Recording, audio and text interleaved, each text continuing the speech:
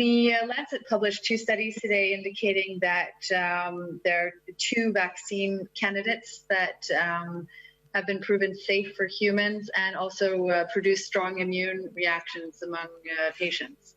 What is the significance of these findings, do you think? Thank you very much.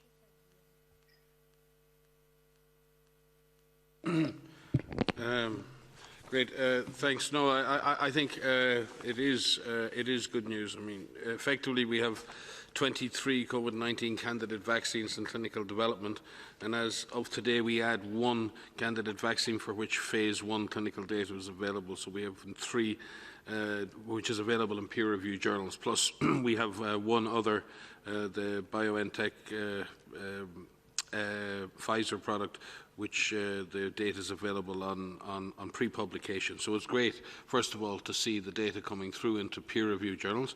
I think the data is very new. We do welcome the study and congratulate our colleagues at the Oxford University's Jenner Institute and the Oxford Vaccine Group, and obviously our colleagues at AstraZeneca for getting this data out there.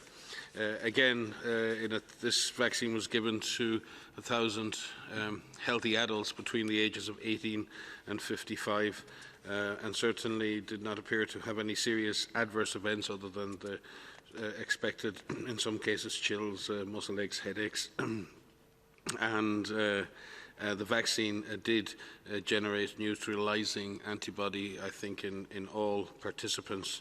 And in a very small number of participants that were given a booster dose, those responses were even greater. So in generating T-cell mediated responses and generating neutralizing antibody, this is a positive result. But again, there is a long way to go. These are phase 1 studies. We now need to move into larger scale real-world trials, but it is good to see more data and more products moving into this very important phase of vaccine discovery, and we congratulate our colleagues for the progress they have made.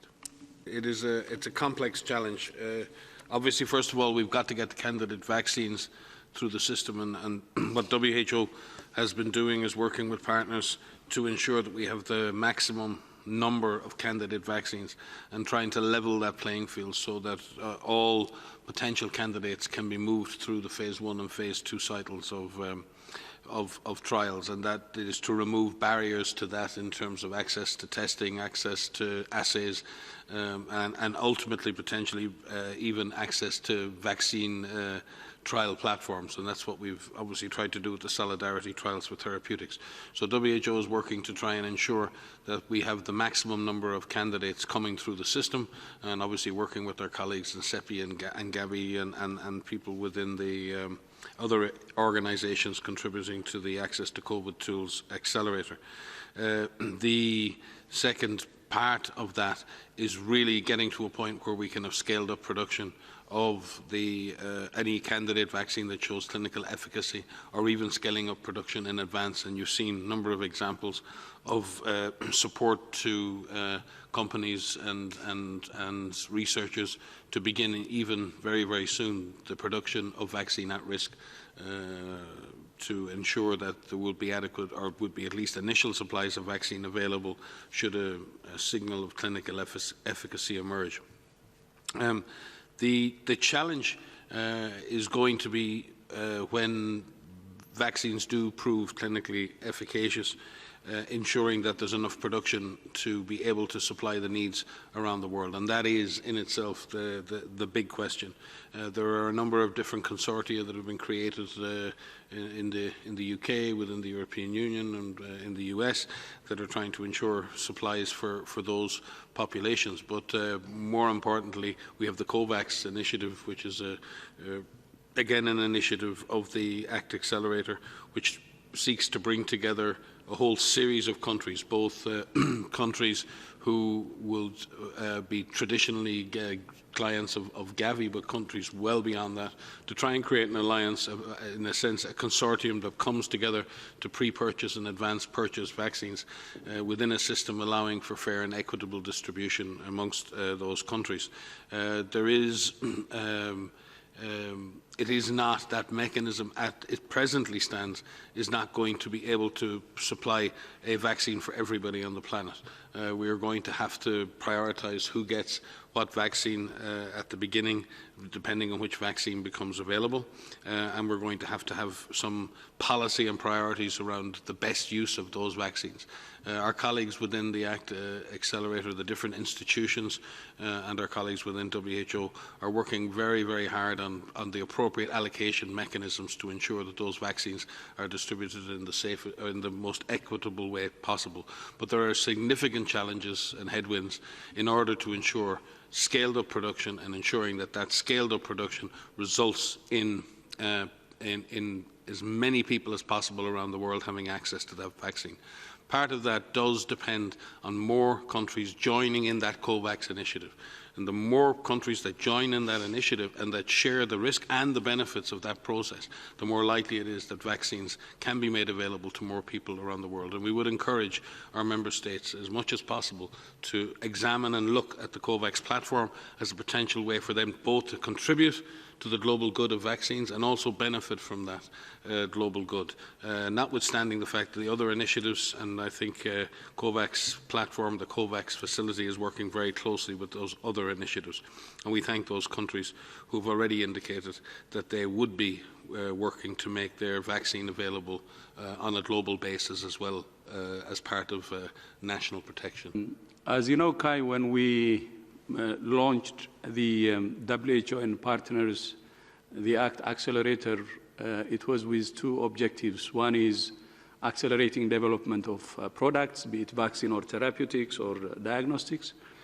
And also, second objective was fair distribution, access to those who may not afford to have the vaccine, which is actually your question.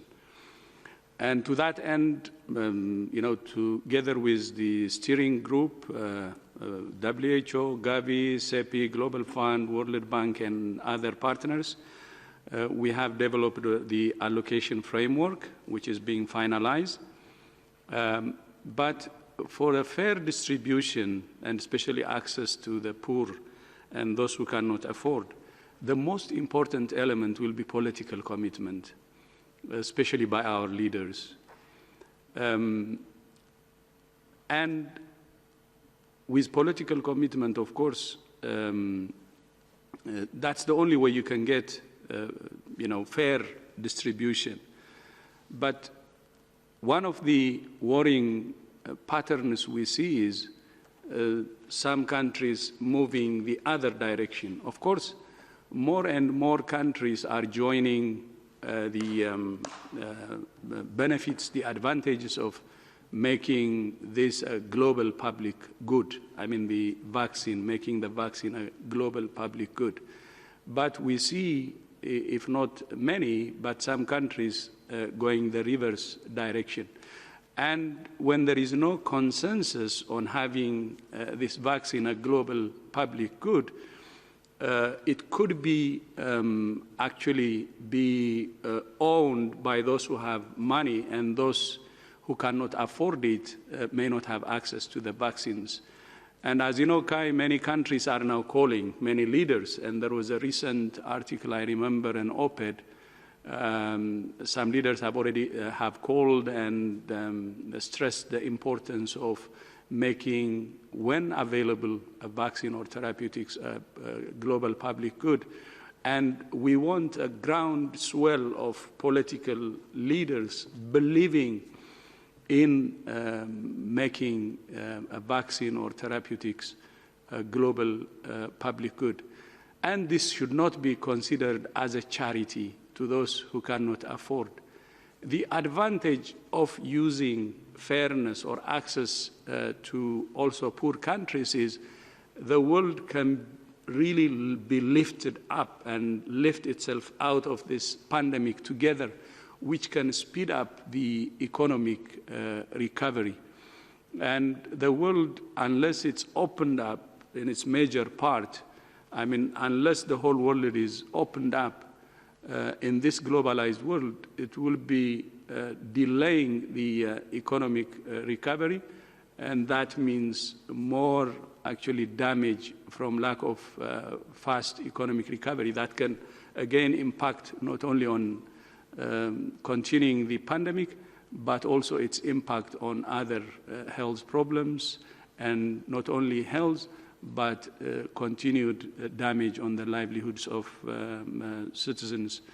So it's the most important element here is global political commitment and a consensus on this by all leaders to really, truly commit to using vaccines or any product as a global public good. Thank you.